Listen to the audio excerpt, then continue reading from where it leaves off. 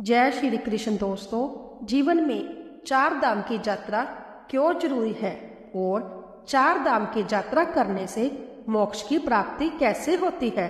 दोस्तों, क्या आप जानते हैं कि असल में चार धाम कौन से हैं? आमतौर पर लोग बद्रीनाथ, केदारनाथ, गंगोत्री और जमुनोत्री को चार धाम मानते हैं, लेकिन असल में यह सच नहीं है।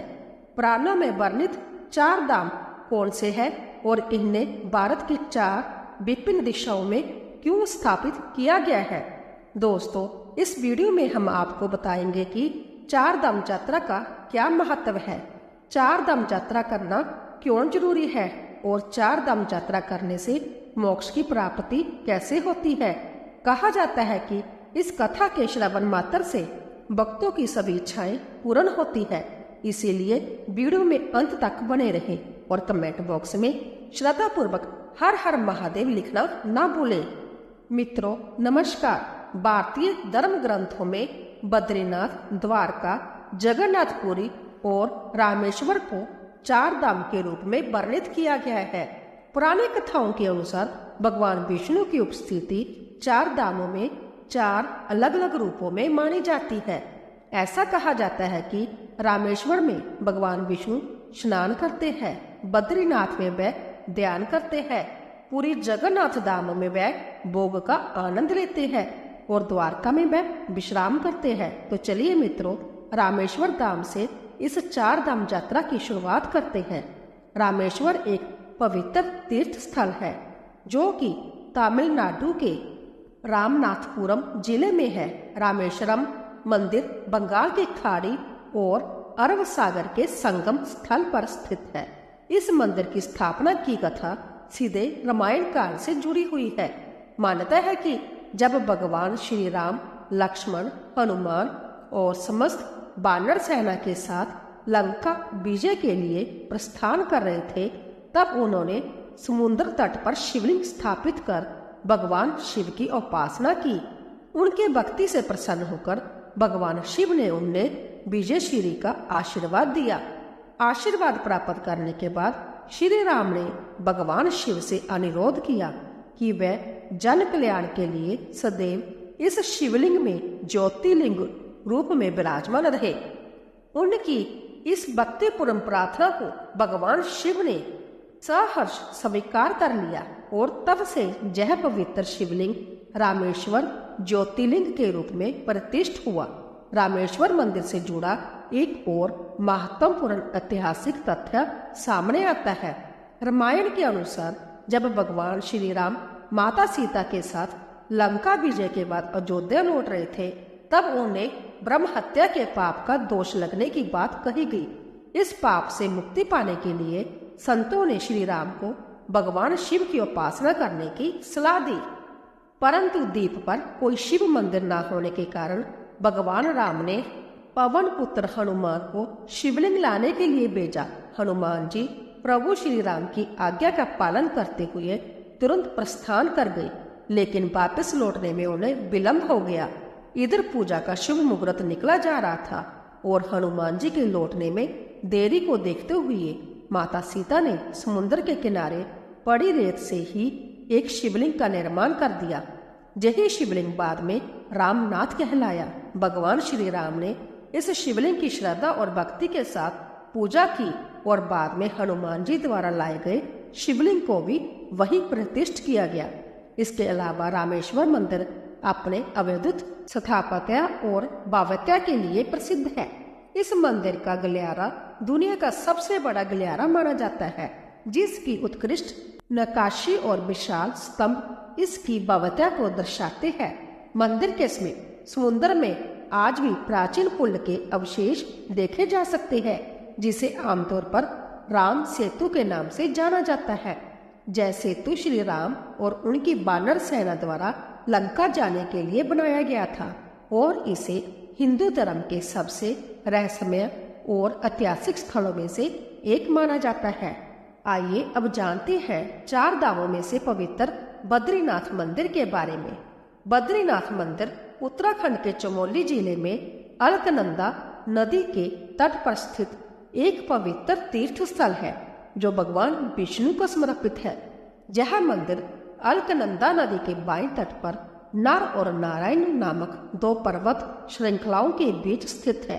प्राचीन वास्तुकला में निर्मित यह भव्य मंदिर लगभग 15 मीटर ऊंचा है। इसकी संरचना 3 प्रमुख भागों में विभाजित है, जिनमें गर्भगृह, दर्शन मंडप और सभा मंडप शामिल है। मंदिर के अंदर 15 दिव्य मूर्तियां स्थापित है, जिनमें सबसे प्रमुख भगवान विष्णु की 1 मीटर ऊंची काले पत्थर की प्रतिमा है। बद्रीनाथ धाम को धरती का वैकुंठ कहा जाता है, क्योंकि यह भगवान विष्णु के धामों से एक है और मोक्ष प्राप्ति का पवित्र स्थान माना जाता है। यही कारण है कि हर वर्ष लाखों श्रद्धालु जहां आकर भगवान बद्री नारायण के दर्शन करने पहुंचते हैं। माना जाता है कि यह प्रतिमा भगवान विष्णु की सम्य प्रकट जाने की स्वयं मूर्तियों में से एक है। इस मंदिर की स्थापना और इसके नामकरण को लेकर कई पौराणिक कथाएं प्रचलित है। पौराणिक कथा के अनुसार बद्रीनाथ धाम पहले भगवान शिव की तपस्या स्थली थी, लेकिन भगवान विष्णु को अपने ध्यान और योग के लिए एक उपयुक्त स्थान चाहिए था। इसीलिए उन्होंने एक छोटे बच्चे का रूप धारण किया और रोना शुरू कर दिया। जब माता पार्वती और भगवान शिव ने बच्चे से रोने का कारण पूछा, तो मासूम बालक के रूप में भगवान विष्णु ने केदार भूमि को अपने ध्यान के लिए मांग लिया। एक दूसरी पुरानी कथा के अनुसार एक बार देवी लक्ष्मी भगवान विष्णु से रूठ गई। उन्हें मनाने के लिए भगवान विष्णु ने इस स्थान पर गहन तपस्या शुरू कर दी। ध्यान में लीन होने के कारण वे कठोर मौसम और प्रतिकूल परिस्थितियों से पूरी तरह अनजान थे। पत्नी धर्म निभाते हुए देवी लक्ष्मी ने बद्री के पेड़ का रूप धारण कर लिया और अपनी शाखाओं से भगवान विष्णु को ढक लिया। देवी लक्ष्मी के इस प्रेम और त्याग से प्रसन्न होकर इस स्थान को बद्रीनाथ नाम दिया गया।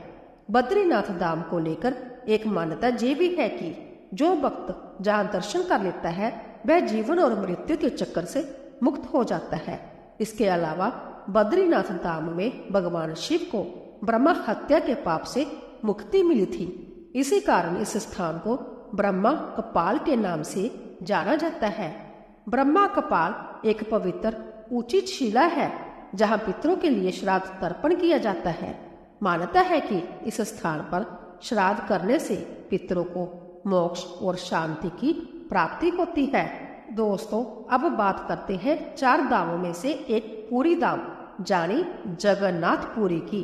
जगन्नाथपुरी मंदिर ओडिशा राज्य के पुरी शहर में स्थित है और हिंदू धर्म के सबसे पवित्र तीर्थ स्थलों में से एक माना जाता है। जगन्नाथ शब्द का अर्थ है जगत के स्वामी और इस मंदिर में मुख्य रूप से 3 देवताओं की पूजा होती है। भगवान जगन्नाथ, उनके बड़े भाई बलभद्र और उनकी बहन सुभद्रा। पूरी मंदिर की सबसे प्रसिद्ध परंपरा जहाँ की रथ यात्रा है, जो हर वर्ष आषाढ़ शुक्ल पक्ष की द्वितीय जानी लगभग जून जुलाई में आयोजित की जाती है। कलयुग में भगवान श्री कृष्ण राजा इंद्रदुमन के सपने में प्रकट हुए और उन्हें आदेश दिया कि वे पुरी के समुद्र तट पर मिले एक दिव्य पेड़ से उनका विग्रह बनवाए और इसे मंदिर में प्रतिष्ठित करें। राजा इंद्रदुमन भगवान की आज्ञा का पालन करते हुए एक कुशल बढ़ई जाने शिल्पकार की खोज में जुट गए। इसी दौरान उन्हें एक वृद्ध ब्राह्मण मिले, जिन्होंने सभ्य इन विग्रहों को बनाने की इच्छा जताई।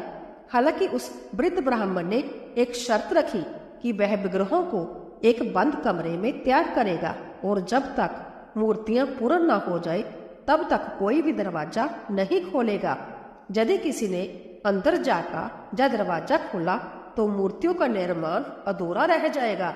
राजा इंद्रदुमन ने इस शर्त को स्वीकार कर लिया और वृद्ध ब्राह्मण मूर्तियों के निर्माण में जुट गए। शुरुआत में कमरे से लगातार लकड़ी तराशने की आवाजें आती रही, जिससे सभी को विश्वास था कि मूर्तियां बन रही है। लेकिन कुछ दिनों बाद अचानक कमरे से आवाज आनी बंद हो गई। राजा और रानी को ये संदेह होने लगा कि कहीं उस वृद्ध ब्राह्मण के साथ कोई अनहोनी तो नहीं हो गई। कई दिनों से कमरे के भीतर कोई आवाज नहीं आ रही थी। जिससे उनकी चिंता और बढ़ गई। आखिरकार इस संशय में राजा इंद्रद्युम्न ने कमरे का दरवाजा खोलने का निर्णय लिया। जैसे ही दरवाजा खुला, राजा ने देखा कि विग्रह अधूरे थे। भगवान जगन्नाथ, बलभद्र और सुभद्रा की मूर्तियों के हाथ पैर पूरी तरह तराशे नहीं गए थे। उसी क्षण राजा को एहसास हुआ कि वह रहस्यमय वृद्ध कोई साधारण बढ़ई नहीं, बल्कि सम्भ्य देव शिल्पकार विश्वकर्मा थे, जो भगवान की दिव्य मूर्तियों का निर्माण कर रहे थे। लेकिन उनकी शर्त तोड़ी जाने के कारण वह अधूरी मूर्तियां छोड़कर अंतर्धान हो गई। हालांकि राजा ने इसे ईश्वर की लीला माना और उन अधूरी मूर्तियों को ही मंदिर में स्थापित कर दिया। यही कारण है कि जगन्नाथ मंदिर में अन्य मंदिरों की तरह पत्थर या धातु की मूर्तियां नहीं है, बल्कि विशेष प्रकार की लकड़ी से बनी मूर्तियों की पूजा की जाती है। जगन्नाथ मंदिर भगवान विष्णु के 8वें अवतार श्री कृष्ण को समर्पित है। वर्तमान में जो मंदिर भक्तों को दिखाई देता है, उसका निर्माण 7वीं शताब्दी में हुआ था। हालांकि इतिहास में यह मंदिर 3 बार टूट चुका है। इस मंदिर से जुड़ी सबसे आश्चर्यजनक बात यह है कि मंदिर के शिखर पर लगा लाल ध्वज हमेशा हवा की विपरीत दिशा में लहराता है। वैज्ञानिक दृष्टि से इसका कोई ठोस प्रमाण नहीं मिल पाया है और यह आज भी एक रहस्य बना हुआ है। इसके अलावा मंदिर के शिखर पर स्थित सुदर्शन चक्र भी अपने आप में अद्वितीय है। पुरी में किसी भी स्थान से इस चक्र को देखे, यह हमेशा ऐसा प्रतीत होता है कि वह सीधा हमारी ओर ही देख रहा है। इस रहस्यमय संरचना को नील चक्र भी कहा जाता है और यह अष्ट धातु से निर्मित है। इन अवैध रहस्यों और दिव्य मान्यताओं के कारण जगन्नाथपुरी मंदिर को हिंदू धर्म का एक अनमोल आस्था केंद्र माना जाता है, जहां भक्तों की श्रद्धा और भक्ति हर वर्ष लाखों की संख्या में उन्हें खींच लाती है। मित्रों, अब बात करते हैं 4 धामों में से एक द्वारकाधीश मंदिर की। यह भव्य मंदिर भारत के पश्चिम तट पर गुजरात में अरब सागर के किनारे स्थित है। द्वारका नगरी को भगवान श्री कृष्ण का पवित्र निवास स्थान माना जाता है। यह न केवल भगवान कृष्ण के शासित राज्य के रूप में प्रसिद्ध है, बल्कि धार्मिक मान्यताओं के अनुसार भगवान विष्णु ने भी यहाँ शंकासुर नामक राक्षस का वध किया था। मित्रों, आइए जानते हैं कि भगवान श्री कृष्ण को द्वारका की स्थापना क्यों करनी पड़ी। इसके पीछे एक रोचक और ऐतिहासिक कथा छिपी है। जब भगवान श्री कृष्ण ने मथुरा के अत्याचारी राजा कंस का वध किया, तो कंस के ससुर मगध राजा जरासंध ने इस पर क्रोधित होकर जादव वंश का संहार करने का संकल्प लिया। अपने प्रतिशोध की आग में जलते हुए जरासंध बार बार मथुरा और जादवों पर आक्रमण करता रहा, जिससे नगरवासियों को संकट का सामना करना पड़ा। अंत में जादवों की सुरक्षा और शांति सुनिश्चित करने के लिए श्री कृष्ण ने मथुरा छोड़ने का निर्णय लिया। सभी जातकों के लिए एक रक्षित और नई नगरी बसाने के उद्देश्य से भगवान श्री कृष्ण ने विश्वकर्मा को द्वारका नगरी की स्थापना का निर्देश दिया। विश्वकर्मा ने अपने दिव्य वास्तु शिल्प कौशल का प्रयोग करते हुए मात्र एक ही रात में इस भव्य और अवैध नगरी का निर्माण पूरा कर दिया। इसके बाद भगवान श्री कृष्ण अपने सभी जादव बंधुओं के साथ द्वारकापुरी चले गए और वहां से अपना शासन संभाला। उन्होंने द्वारका नगरी पर पूरे 36 वर्ष तक राज किया। जब श्री कृष्ण ने बैकुंठ प्रस्थान किया तो एक अवैध घटना घटी। भगवान की यह स्वर्णिम नगरी संभवतः समुद्र में समा गई और अंत में सिर्फ श्री कृष्ण का मंदिर ही बचा रहा। कहा जाता है कि आज भी द्वारका नगरी के अवशेष समुद्र के भीतर मौजूद है और समय समय पर कई पुरातन तात्विक खोजों में इसके प्रमाण मिलने के दावे किए जाते हैं। हालांकि इस विषय पर अलग अलग मत है। कहते हैं कि जब द्वारका नगरी समुद्र में समा गई, तब भगवान श्री कृष्ण के परपोते वज्रराव ने मुख्य मंदिर का निर्माण कराया, जिसे आज का द्वारकाधीश मंदिर कहा जाता है।